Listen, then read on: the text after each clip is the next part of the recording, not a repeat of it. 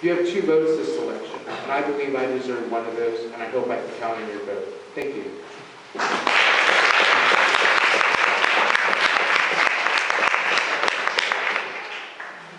Well, I really appreciate you all being here. You get a sense of what our personalities are like and how we comport ourselves. And, you know, I think that youth is great, but I think that also wisdom with age is a good thing, too.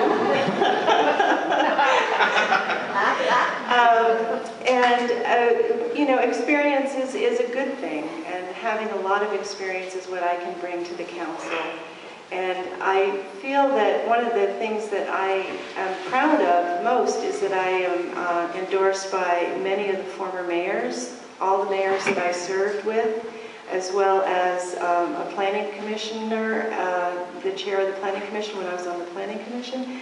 These are all people that worked with me and knew how I comported myself on both the planning commission and the city council.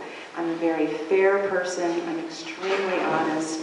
I don't have any agendas that I'm bringing forward. What I do is I research and I read everything that's about an issue. I listen to everyone that comes before me before making up my mind and my decision on an issue.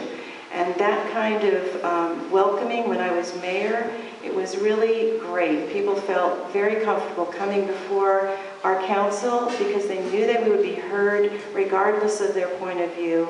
And that is the kind of welcoming and that I would be bringing to the council.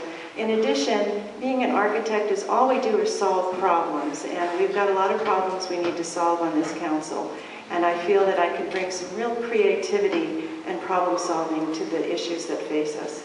So I hope in one of your 2 votes you'll consider voting for me. And I appreciate again, thank you for being here.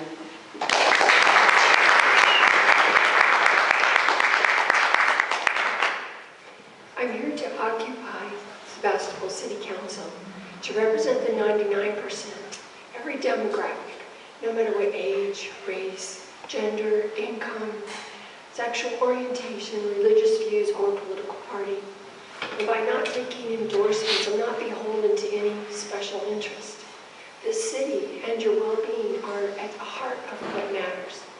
And I challenge us all to build better bridges of cooperation to further our mutual best interests, being served, and respecting everyone's sovereign rights.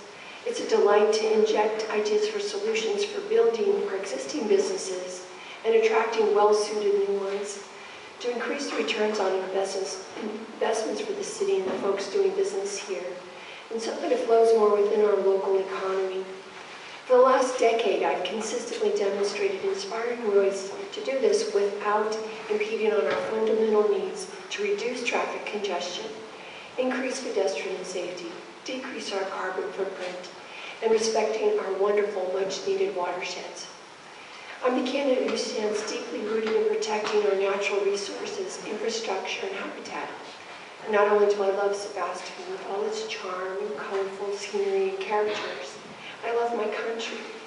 And so I'm running to once again to sign the oath of office to protect and defend the Constitution, because upholding that is the only way we can recover our jobs, our economy, quality of life, rights, health, and peace of mind. So it's time that this city stand up with the others to require the federal government redirect its resources away from the unconstitutional rules of choice. Instead of raising taxes and rates, we need to call on them to return funding for our parks, schools, roads, water, sewer lines, bridges, public safety, all basic services, and of course, community choice. I'm the candidate who adheres to the precautionary principle and respects Sebastopol's core values and unique style. Thank you so much.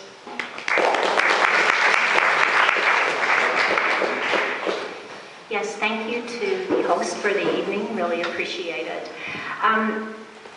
I take the job of being a city council member very seriously. It's a very serious commitment for me. I've been very dedicated. I've worked for the community. I've worked for you. And I would so want another 4 years to be able to continue some of the projects I've started and some of the trying to help some of our population that we have with their issues and their problems. When I have a project or I have an assignment from the city council, I take that very seriously too. And I make sure the job is done. So I was on that leaf blower committee, and zip, if you call zip, talking to small businesses, talking to the residents, and talking to property managers about their feelings about the leaf blowers, well, I think you needed a new definition, because that's what our committee did. We did our job, we did our assignment, and we did the best what we thought for the community. And that's what I will continue to do. I have a lot of endorsements, but you know the most important ones to me are the citizens of this community that came forward and asked me to run and added their name to my list. I appreciate their support. I will appreciate your support. And I hope that you will vote for me on November 6th. It's my birthday. Come on.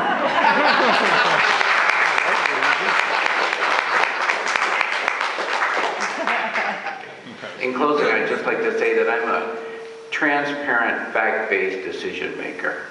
I believe in including all views, but generally speaking, the right path to pursue eventually makes itself known. It's usually pretty obvious once you get all the data. Emotions really don't play much into the fact-based decision-making that I think a city council should be engaged in. When I was in Katati, I learned very early on that the best way to get things achieved in town was to build consensus with your colleagues. And I reached across to embrace the people that had opposed me in the city council race, and we wound up becoming good and fast friends, and we got a lot done. I've been embraced widely by the progressive and environmental groups in Sonoma County, a lot of the same endorsements Robert has: Sierra Club, Sonoma County Conservation Action, North Bay Labor Council, Progressive Democrats. You know, you can learn more about me in my literature, which a lot of you have received. There's some on the table. I wrote an article for Sonoma West Times that came out today, and in it, I pointed out the critical nature of this election. The future direction and look and feel of Sebastopol rests in your hands, how you vote. In that article, I pointed out to look around town and see how campaign signs are distributed. It's a pretty telling story. There's a lot of signs that show up in a lot of the same places, like at real estate offices, on commercial buildings, on undeveloped downtown building lots. And when I pursued that, I found that we have two council candidates, one of whom received over 25% of their total contributions from real estate developers, realtors, and the California Real Estate PAC. Another candidate received over 55% of their contributions from development interests, building interests, real estate interests, and again, a California PAC. I'm not saying that's wrong. I'm just saying you should be aware of that. Vote according to what you think is the best choice for Sebastopol. Thank you.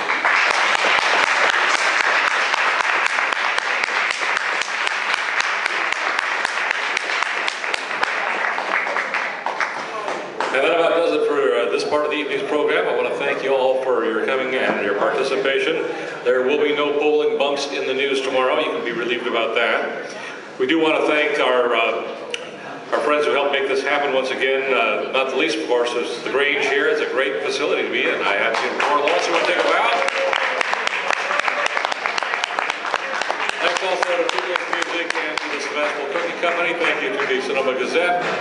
And also to some radio station called KRCB. Have a good night.